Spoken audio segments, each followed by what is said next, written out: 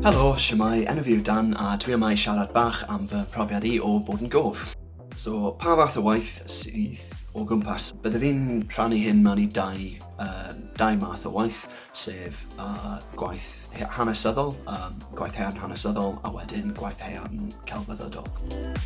So, mae crefft hanesyddol yn gweithio o ailgreu a trwsio hyn gwaith haearn. Mae'r crefft celf o crefft haearn celf yn llawer mwy rhydd. Mae'n galluogi chi i wneud beth ych chi moyn, ond mae dal angen gwerthu'ch gwaith i cael eich talu.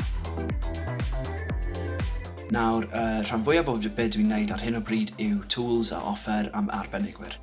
Fel gof, dwi angen wneud llwyth o tools fy hunan. Rhan o beth sy'n dda amdano hyn yw dwi'n gallu wneud tools am pobl eraill, am crefftiau eraill.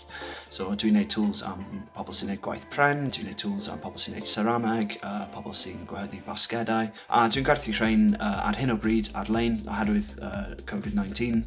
Mae yna llai a llai o lefydd yn y byd go iawn i werthu pethau, felly dwi'n gwerthu trwy gwefannau gwahanol fel Etsy yw'r un mwyaf defnyddiol i fi ar y funud, ond dwi hefyd yn gwerthu trwy Facebook Marketplace a llwyth o gwefannau eraill.